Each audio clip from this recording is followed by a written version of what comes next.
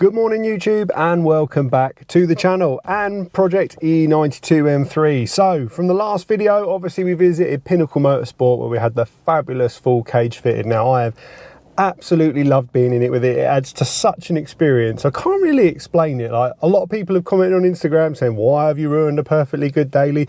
Maybe I just wanted to get out of giving people lifts. Who knows? But for me, I always love that, especially like looking in the rearview mirror, seeing the cage, walking up to it. It just feels so much more than just a normal car. Now, really cool thing I noticed the other night, I was out driving, actually the other morning, it was the first time I've been in the dark, is the actual rear light that comes off the back is like a red glow. It glows across the cage. It looks really cool. Well, at least I thought so anyway. But there have been some niggles. So the first one is I had a rattle from the back, and this was before the cage was even fitted, and ultimately every time I was going over a bump, I was getting this squeaking noise, and I had it even when the seats are in the back, and if you put the seats down, you could hear it. If you put the seats up, you could barely hear it at all. So it never really bothered me, but obviously with the cage now in, it was like a little budgie chirping away in the back. It was really starting to wind me up, and it was only when I slammed the boot the other day and I heard it, reopened the boot, found it out to be the tow hook in the actual little toolbox rattling around. So thank God, nice easy fix. Rattles can drive you mad. So thankfully that's a straightforward one. But the other thing that I really need to address is I've got this sort of whole stripped out rear now, which I think is cool. I don't want to fill it with MDF and board it out and make it heavy. I like the noise coming back through from the exhaust, adds more to the experience. But I do need to finish it up, and what I'm going to use, which I mentioned in the cage video, is some audio carpet. So it's like really thin. I'll dress it under where the base of the seat used to be, and that will really tie that in. Fingers crossed, which will join me in today's video. But the other thing we need to do is, when I look now in the rear view mirror, I've got grey carpets. It baffles me as to why BMW put grey carpets in a car that's got black carpets everywhere else. Not only that, it's the boot. You put crap in the boot. Light colours are always going to stain easy, which I've had when I've cleaned that before. Now in my missus's M240i, they run black carpets all the way through. E46, E92, got the epoxy grey carpet. So what we're going to try today, and you'll probably laugh at my misfortune if this doesn't work out, is I've bought some fabric dye, detailing interior car fabric dye. So I'm hoping we can turn the floor mat and the rear side bits in the boot liner from that sort of light grey colour into a dark black, so it just takes your eye off it when you look in the rear view mirror. So that's the first big project for today to get underway, so we'll start on with that one shortly.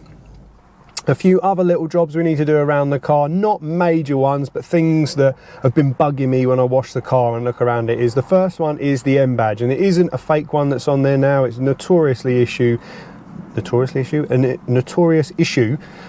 the E92 M3 standard badges. They go all faded. I've got a lot of black details on the car, so I wanted to get a black badge, so I ordered an M235i badge, which I'm sure many of you are thinking, what? It's M3, mate.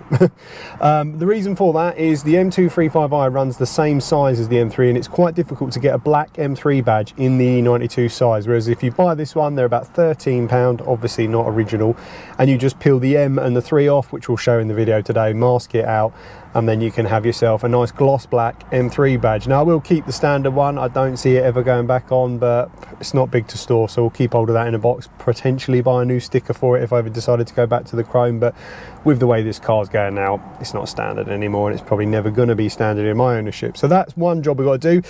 The other one is I'm not doing many miles now in the E92 M3. In fact, I don't do a lot of miles at all, if I'm completely honest. I've been cycling a lot. That'll probably change in the winter though. And what I'm finding is if I leave the car for 2.5 weeks, I'm getting a low battery warning because I don't do the big mileage. So I'm going to fit a charging lead, run through the charger I use, and also the correct way to install a charger on an E92 M3. It might sound silly, but ultimately it's got IBS, not irritable bowel syndrome. It's intelligent battery system on the BMWs, and ultimately you need to put the negative lead to the body of the car for it to run through that system to understand how the battery's charging. But we'll go through all that in a minute. Another thing on the to-do list is power steering overflow, something most road users will never have any issues with. I've not had an issue to date, but at some point, which should have been last month, I will be going to the Alps and doing a Spanish road trip. And the problem is, if you work the car really hard, you can start to get fluid overspilling from the reservoir. If that happens, one, it makes a mess in the engine bay. If it goes really badly, you've got your right hand bank cylinders there where the exhaust manifold is. I would hate to see it all burst up in flames because of something simple being resolved. So I'm going to show you a little tip today that I found out on the Owners Club of fitting a bit of pipe into the reservoir and making an overflow so that if it does overheat, it doesn't spray all over the engine bay, it just goes into the container. And there have been those that said you can simply fit a sock over the top of it, but then you've got a rag soaked in power steering fluid again right next to the exhaust manifold. Not something I'm interested in. So without spending £600–700 on a billet tank, I think for under £30 this is going to be the best solution for that. So we'll run through that in the video. Also got to do the wheel bolts as well, my locking wheel nuts. They're BMEC ones. Unfortunately the like chrome platings come off of them. On the left side it looks really tatty. Every time I wash the car it's like upsets me, and I thought about sending them away to the zinc platers that we used for the E46 M3 wheel bolts. When those watched the video on that, it was awesome. Completely redid the wheels, the bolts look fabulous, but as I only needed the 4 doing, by the time I've removed them, had the car paralysed, dropped them off, picked them back up, put them on, it was about £15 to buy 4 new ones. So I've got new locking wheel nuts to go on the car, hopefully tighten up, some new little M badges as well. But yeah, I think today's video is just going to be sort of going around, tightening the car up, and hopefully interesting for those that have been following the project. So yeah, hope you enjoy.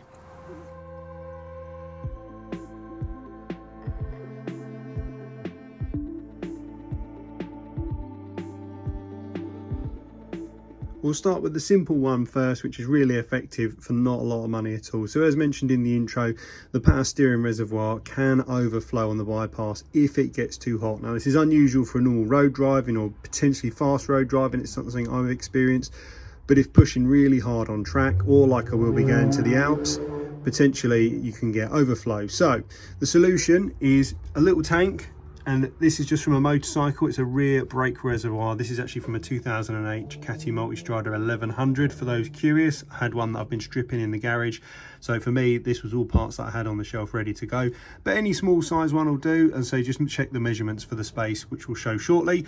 6mm pipe joiner, an M6 bolt, 30 centimeters worth of pipe with a 6mm internal diameter.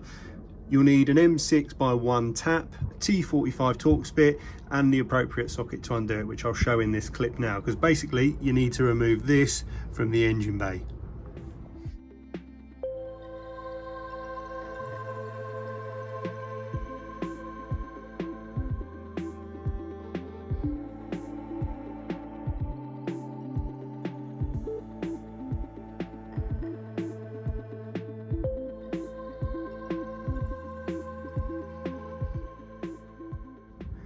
So with the earth lug removed, you'll see that it's threaded all the way through. Now it's an M6 on this side, but for some reason, I'm not sure what happened to the thread on mine or whether it's normal, but it didn't seem to want to turn into a bolt. So I just used the M6 die to cut it open and redo the thread. So now, basically, that bolt will screw into there, which is going to hold our reservoir on there, which I'll show shortly. So the only other thing I need to do is on the pipe joiner here, you can see that it's got the flared end. You just need to cut it basically where my nail is, so the flare isn't on there, because this is what's going to press into the reservoir on the standard car, which I'll show a clip of now.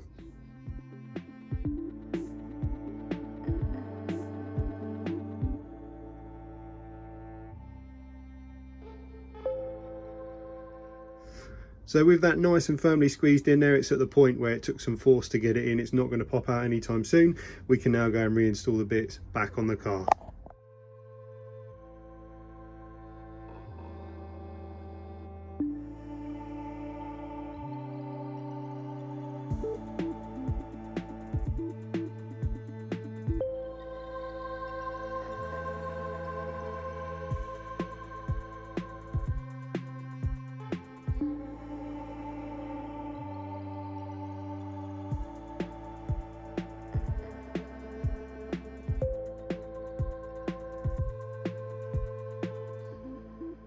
So as mentioned, the rear badge has just really faded just on the sticker part here, which I have seen on the Owners Club. There is someone producing these now, but with all the other black bits I've done to the car, it makes sense just to do the black badge, which we'll go through now.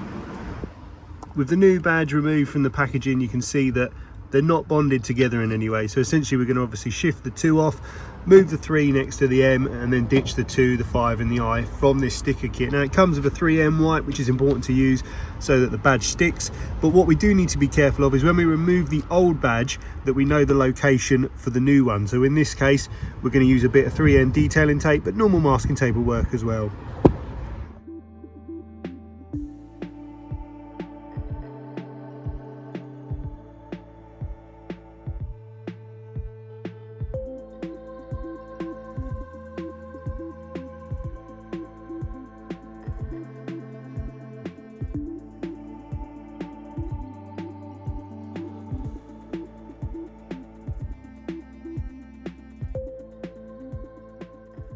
With the badge taped up, the easiest way to remove it is either using a bit of dental floss behind it and some heat. I've just got a little hairdryer here, nothing too crazy, and that'll just allow the adhesive to soften and hopefully that'll peel off. But if you see me run back indoors for the floss, you know it hasn't worked as easy as hoped.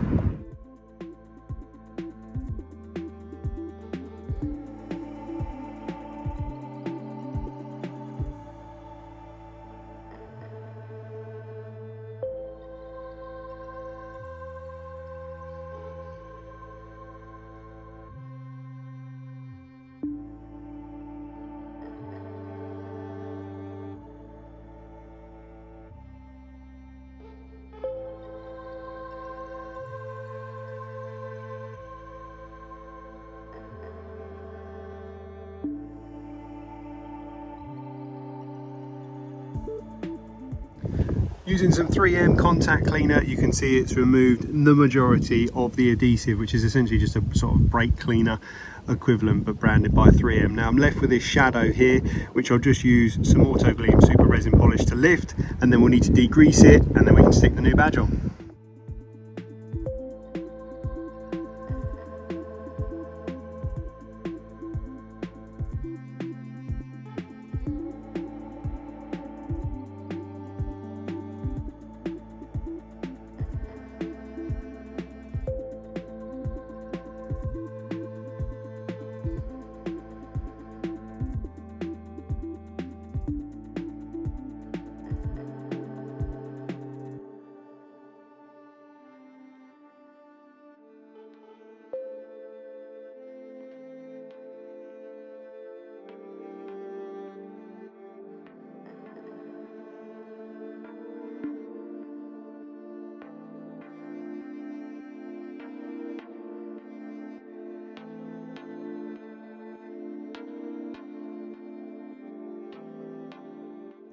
Now I'm sure I'm not the only one that uses their M3 as more of a toy than an everyday car. It used to be a daily, but like I say, I'm not really doing the mileage now. So I do struggle with battery usage. Now, because the car can sit sometimes for 2 weeks at a time, the e92 M3 is very, very upset by discharge. It warns you on the dash, annoying bong. You can actually find the solution to this with a good trickle charger. So the one that's been highly recommended over the years and I've always used is the C-Tech. Now this is the MXS5, which is ideal for the size of the battery, and it can also be used for motorbikes, obviously car, which we're going to use it for, AGM, which is an absorbent glass matte battery, which some E92s do run as standard with the stop start, and there's also a recondition mode. So if your battery's getting a little bit tired, you can sometimes prolong it a couple of months by using the recondition mode, but do follow the instructions on that. It has got to be disconnected from the car and it can improve the life of the battery. Now in the kit you get the normal crocodiles that go to your positive and negative, and if you spec the optional, you can do the fast trickle charger lead, which we're going to be fitting today, which makes life a lot easier. So on the e92 M3, if you're not aware, it's just behind this clip here. Lift that out, boom, and there is your battery. So positive, obviously you can see where I've had it up where I've been charging with the crocodile clips. On the negative side, you've got the IBS sensor here. So basically, I'll show you now, if you was to charge your battery like so, positive on there, negative on there, put it in the charger. The car unfortunately doesn't read what's happening to the battery, and you can get battery error issues and potentially need them recoding again, and it can just upset the whole system on the car. So what you need to do is actually go off the body of the car like so. But obviously for me, I want the ease of using a quick charging lead, so we're going to put the positive on the positive and the negative to the frame of the car, and that way it will keep that IBS sensor happy when the car's on trickle charge.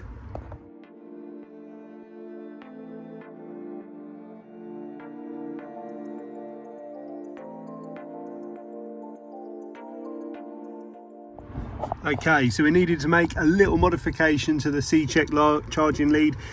As you can see, it's got a 6mm thread on the negative and positive as standard. I've now fitted a much larger thread on there, which allows it to go over. So you just remove the nut off of there, put the cable in there, do the nut back up, and then you've got your positive sorted, and then it's simply a case of undoing the 10mm on the frame there and your negative lead to that.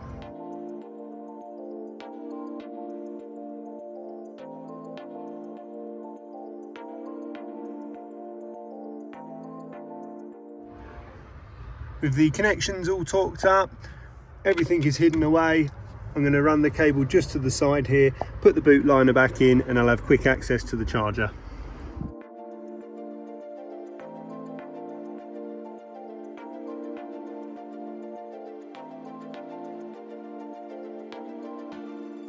So another one for the to-do list, new set of BMEC locking wheel nuts. So my standard ones, as I mentioned, have corroded, they've lost the coating on them. All the other wheel bolts seem to be fine, which I'll show you now. As you can see, just looks proper scabby. So we'll get those 4 off, put the new ones on. That another job ticked off the list.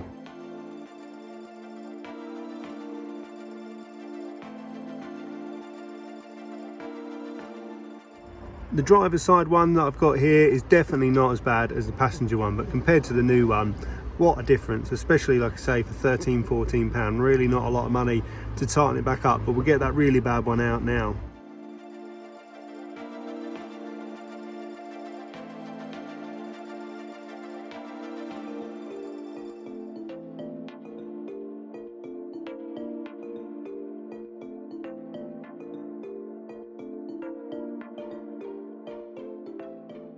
And onto the passenger side one, as you can see, mighty rank, and it just looked horrible every time you wash the wheels. It really let the car down. So I'm not saying the one on the left is amazing, especially compared to when I had my ones replated, my original ones on the E46. They looked brand new, but they're certainly a damn sight better, and it means the car's not going to be disabled for a week waiting for them to be replated again. So perfect.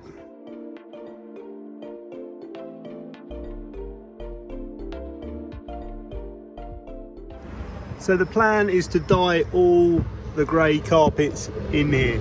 Excuse the lorry going past there, pleasures of being on a main road. But what I'm going to do first is, using the toolkit cover, which annoyingly is black on the inside, is we're going to do this as a test piece because it's the smallest part to try. So if the dye doesn't work out, we know to go back to the drawing board, but fingers crossed we can get it all black and uniform. So this is the dye I've bought. It's a detailing dye. I think people use it to restore black carpet rather than actually dye them, but it does say black dye, so we'll give that a go. It came with a spray. Gonna put some gloves on, get a sponge out, and see if we can transform this dull interior into something a little bit more stylish.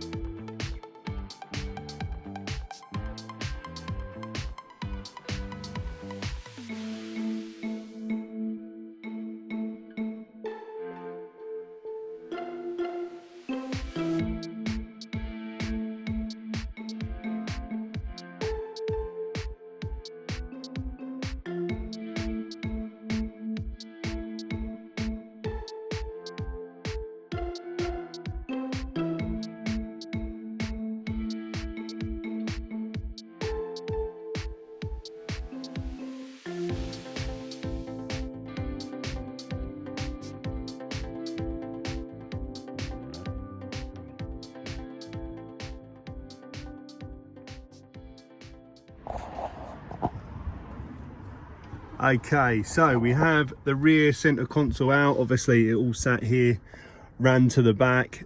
I was in talks with a guy on the forum that I've built my project thread on, and he said about using an E91. Apparently it's shorter.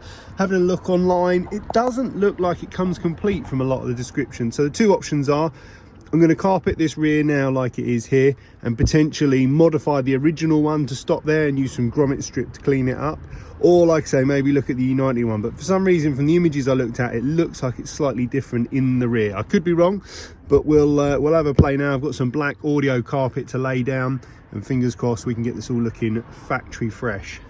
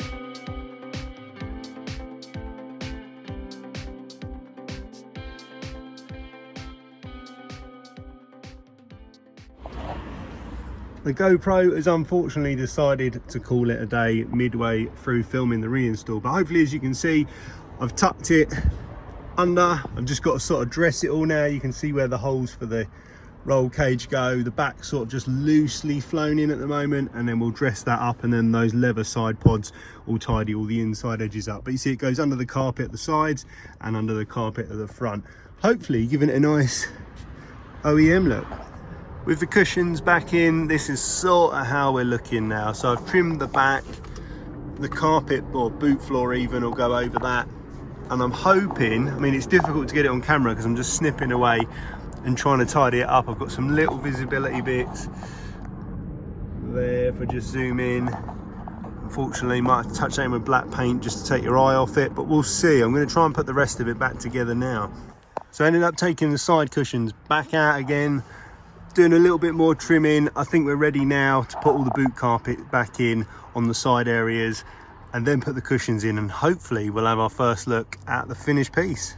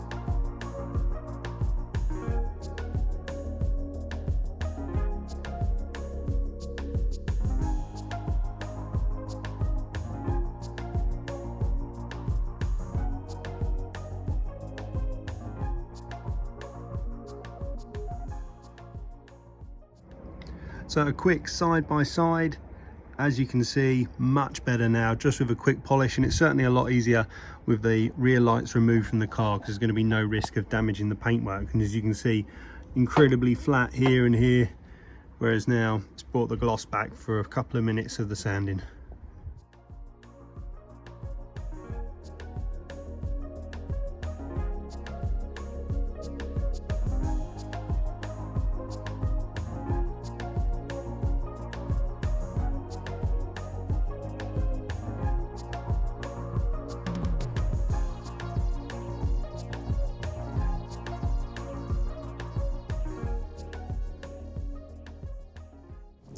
So I hope you all enjoyed the video and my attempt at deleting the rear seats without it looking too ghetto, I say, because it had all the white patches in it before, the grey boot carpets.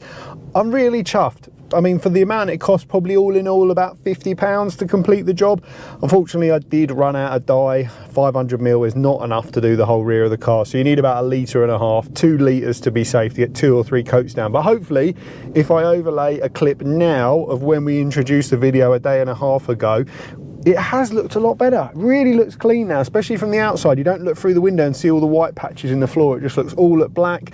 The good news is, next to the leather cushions, there was also, where I said those little black grey bits were on show, I've managed to actually change those and fill those in so that they don't have the issues with the grey being on show, and it is now just a bit of the fabric from the boot liner that I've put in there to camouflage that, so it looks completely factory fresh. It doesn't stand out, and yeah, chuffed to bits with that. Obviously we've done the tail lights, done the wheel bolts, done the power steering overflow, so a nice little amount of jobs ticked off the list for this video. So yeah, hope you enjoyed it. If you did, make sure you hit the like button, consider subscribing. Until the next one, which we've still got some things in the pipeline for the E92 M3. Thanks for watching. Until the next one.